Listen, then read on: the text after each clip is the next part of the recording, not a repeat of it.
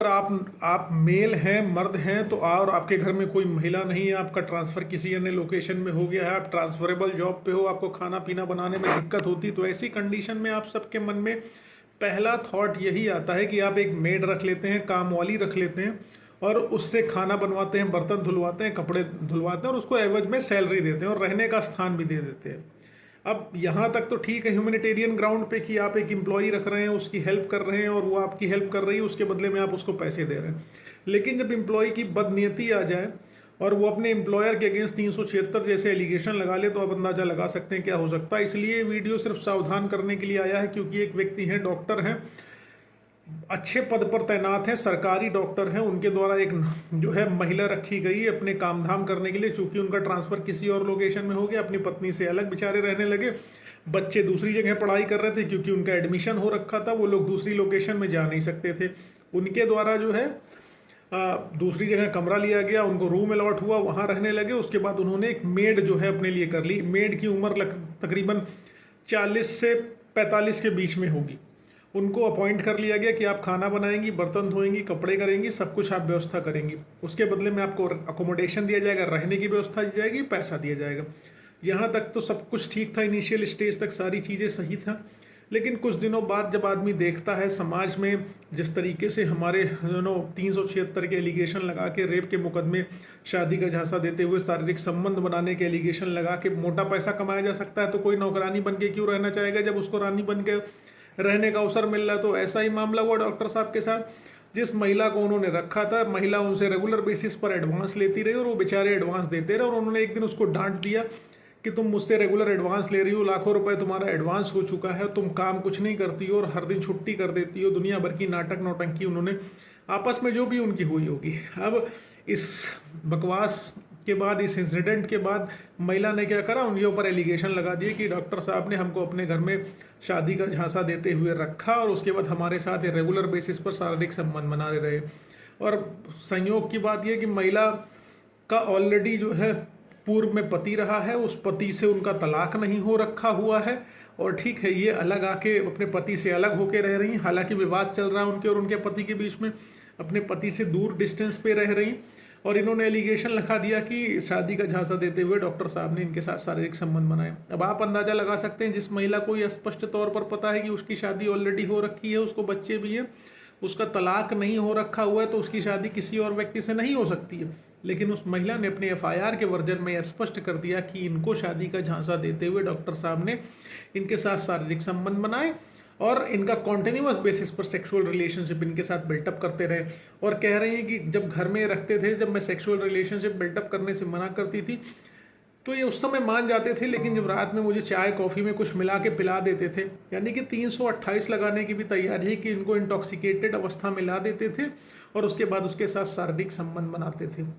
और इसी दौरान महिला का कहना है अपनी एफआईआर के वर्जन में ही कि वो प्रेग्नेंट हो गई, इनके बच्चे की मां बनने वाली थी। डॉक्टर साहब क्योंकि डॉक्टर हैं, इनको पता है विभिन्न प्रकार की विधाएं कि किस तरीके से प्रेगनेंसी टर्मिनेट करी जाती है। इनके द्वारा जो है इसमें 313 लगा दिया गया, 328 लगा दी, 376 2L लगा दी, 313 लगा दिया कि सारी धाराएं ऐसी ही कि डॉक्टर साहब को जेल जाना ही जाना पड़ेगा। इन धाराओं में मुकदमा रजिस्टर कर दिया गया। अब आप सोचेंगे कि एक नौकरानी, एक अनपढ़ महिला इस तरीके के मुकदमे कैसे लिखा सकती है, इतना अच्छा तहरीर आखिरकार कैसे दे सकती है। तो भाई साहब ये अनपढ़ वड़पन नहीं होते, इन लोगों का पूरा एक गैंग चल रहा होता। कई सर्टेन लोग इस तरीके का बड़ा बड़ा गैंग चला रहे होते हैं जो ऐसी महिलाओं को अपॉइंट करते हैं और उनको ऐसे लोगों को टारगेट करते हैं जिनकी अच्छी सैलरी हो, जिनका अच्छा पैकेज हो, समाज में रुतबा हो, इज्जत जाने से डरते हो, उन लोगों को टारगेट करते हैं, उनको लीगल एड देते हैं और उसके बाद लोगों के ऊपर मुकदमा लिखा के हैवी वसूली करते हैं। इन महिला की जो बैकडोर से डिमांड आई है 50 लाख रुपए की आई है।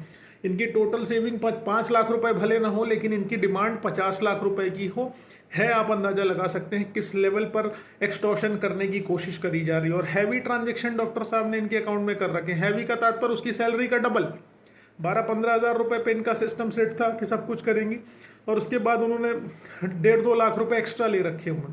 उसी सब का विवाद हो गया और उन्होंने एलिगेशन लगा दी। मैं एक बार को मान लूँ डॉक्टर साहब ने अगर सेक्सुअल रिलेशनशिप बनाया अभी इनके साथ तो उसकी सहमति से बनाया होगा, उसको इनिशियल स्टेज पर ही विरोध करना चाहिए था। लेकिन जब उसको दिखा कि अब पैसे भैया नहीं मिलेंगे, तब एलिगेशन लगाओ, 164 ना देने के नाम पे पैसे वसूलो, चीफ में बदल जाने के नाम पे पैसे वसूलो, या एफआईआर को, तहरीर को एफआईआर में कन्वर्ट ना करने के नाम पे वसूलो, या केस को समझौता करने के नाम पे वसूलो। इस तरीके का गैंग चलता है जिनको लोग लीगल एड देते हैं, हेल्प करते हैं और उनसे पैसे वसूलते हैं। इस तरीके की सारी चीज़ें और सारे के सारे प्रोस्पेक्ट हमारे समाज में, हमारी सोसाइटी में चलते चले आ रहे हैं, जिसकी वजह से हमारे समाज में महिलाओं के प्रति एक नेगेटिव एस्पेक्ट आ रहा है। लोग अपने ऑफिस में, अपने आसपास महिलाओं को एम्प्लॉय बनाना नहीं प्रेफर करेंगे, क्योंकि अभी एक नया कानून भी सेक्शन 69 आ गया, जहां प्रमोशन का झांसा, शादी का झांसा और जो है सैलरी अच्छी होने का झांसा, नौकरी का झांसा, इस तरीके के झांसों की बात स्पष्ट तौर पर कह दी गई है कि जो झांसा इस तरीके का देगा उसको जेल भेजा जाएगा। तो आप समझ सकते हैं किस लेवल पे चीज़ें चल रही हैं, कैसे कैसे लोग एक्सटॉर्शन करने की कोशिश कर रहे हैं, किस प्रकार से प्रताड़ित करने की चेष्टा दूसरे पार्टी को हो रही है। और महिलाओं के लिए जो है स्पष्ट कानून है, क्योंकि भारत देश में जेंडर न्यूट्रल कानून नहीं है। अगर जेंडर न्यूट्रल कानून होते तो शायद हमारे देश में पुरुषों की स्थिति इतनी बदतर नहीं होती। कहने के लिए भाई साहब हम पुरुष प्रधान देश हैं, लेकिन कानून में सजा दिलाने के मामले में हम लोग महिला प्रधान बन चुके हैं। उम्मीद है इस जानकारी से कुछ ना कुछ आप अवेयर होगे, हेल्प मिलेगी। अगर ऐसा कुछ है तो वीडियो को लाइक शेयर सब्सक्राइब करना मत भूलना। फेसबुक, इंस्टाग्राम, ट्विटर पर नहीं जुड़े तो वहां जुड़ो, लिंक आपको डिस्क्रिप्शन में मिल जाने वाला हो। हाँ, जब भी कोई फर्जी एफआईआर आपके अगेंस्ट हो जाए, हमेशा आपकी पहली प्राथमिकता होनी चाहिए कि आप एफआईआर क्वेश्चनिंग में हो, ताकि आप अरेस्ट से बच जाओ। और क्योंकि अरेस्ट से मिल जाएगा आपको, गिरफ्तारी से आप बच जाएंगे। और दूसरी चीज़ ये है कि अगर आपके पास अप्रोप्रिएट एविडेंसेस हैं तो आप बिल्कुल क्वेश्चनिंग में आइए, नहीं है तो जेल जाएंगे आप, ठीक है। लेकिन अपने आप को बचाने से चूकना नहीं है। एफआईआर क्वेश्चनिंग में आइए। अगर एंटीसिपेटरी बेल में गए तो क्राइम कहीं ना कहीं आप एडमिट कर लेंगे, और एंटीसिपेटरी की गारंटी नहीं कितने दिन नीचे लोअर कोर्ट में पेंडिंग रहेगी। जब तक लोअर कोर्ट से खारिज नहीं होगी तब तक ऊपर आप आ नहीं पाओगे, और लोअर कोर्ट से अगर खारिज होने में देर हो गई तो पुलिस इस दौरान आपको गिरफ्तार करके जेल भेज देगी।